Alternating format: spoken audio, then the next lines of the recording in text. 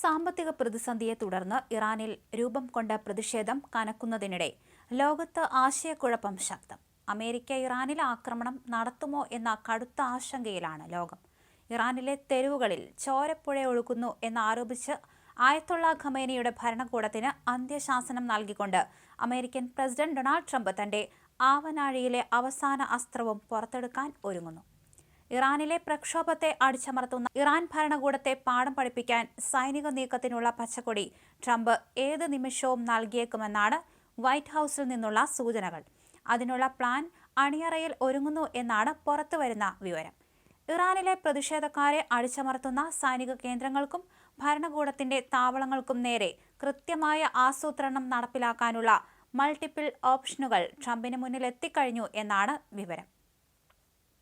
പ്രതിഷേധക്കാരെ വെടിവെച്ചാൽ നോക്കി നിൽക്കില്ല എന്ന ട്രംപിന്റെ മുന്നറിയിപ്പ് വെറും വാക്കല്ലെന്ന് US സ്റ്റേറ്റ് ഡിപ്പാർട്ട്മെന്റ് ആവർത്തിക്കുന്നുണ്ട്. വിലക്കയറ്റവും പട്ടിണിയും സഹിക്കവയ്യാതെ ഇറാനിലെ സാധാരണക്കാർ തെരുവിലിറങ്ങിയതോടെ രാജ്യം കത്തുകയാണ്. ഇന്റർനെറ്റ് വിച്ഛേദിച്ചും സ്ത്രീകളെയും യുവാക്കളെയും കൂട്ടക്കൊല ചെയ്തും അധികാരം നിലനിർത്താൻ ശ്രമിക്കുന്ന ഖമേനിയെ ദൈവത്തിന്റെ ശത്രു എന്ന് വിളിച്ചാണ് പ്രതിഷേധക്കാർ നേരിടുന്നത്. ഇതിനിടയിലാണ് ട്രംപിന്റെ മാരകമായ സൈനിക നീക്കം വരുന്നത്. കഴിഞ്ഞ ജൂണിൽ ഇറാന്റെ ആണവ കേന്ദ്രങ്ങളെ തകർത്തെറിഞ്ഞ അമേരിക്കൻ കരുത്ത് ലോകം കണ്ടതാണ്. ഓപ്പറേഷൻ മിഡ്നൈറ്റ് ഹാമർ എന്ന പേരിൽ നടത്തിയ ആക്രമണം ഇറാന്റെ ആണവ കേന്ദ്രങ്ങളെ ലക്ഷ്യമിട്ടായിരുന്നു.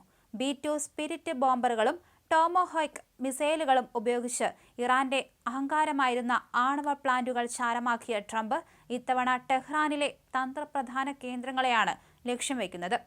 അമേരിക്ക തൊട്ടാൽ ഇസ്രായേലിനെയും മിഡിൽ ഈസ്റ്റിലെ US ബേസുകളെയും ചുട്ട് ചാമ്പലാക്കുമെന്നാണ് ഇറാന്റെ ഭീഷണി.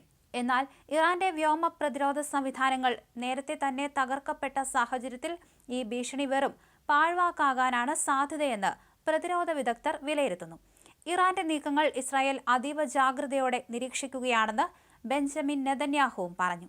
ഇസ്രായേൽ പ്രധാനമന്ത്രി ബെഞ്ചമിൻ നെതന്യാഹുവും അമേരിക്കൻ സ്റ്റേറ്റ് സെക്രട്ടറി മാർക്കോ റൂബിയോയും തമ്മിൽ കഴിഞ്ഞ രാത്രി നടത്തിയ ചർച്ചകൾ ഇറാനെതിരെയുള്ള സംയുക്ത നീക്കത്തിന്റെ സൂചനയായാണ് കരുതപ്പെടുന്നത്.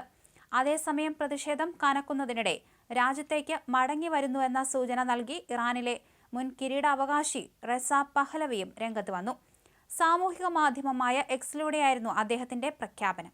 തെരുവുകളിൽ നിന്ന് പിന്മാറരുതെന്ന് ജനങ്ങളോട് ആഹ്വാനം ചെയ്ത പഹ്ലവി ഉടൻ താൻ അവിടെ എത്തിച്ചേരുമെന്നും അറിയിച്ചു. 5 പതിറ്റാണ്ടോളമായി അമേരിക്കയിൽ പ്രവാസ ജീവിതം നയിക്കുന്ന പഹ്ലവി ഇറാനിലേക്ക് മടങ്ങി വരുമെന്ന പ്രതീക്ഷയിലാണ് പ്രക്ഷോഭകർ.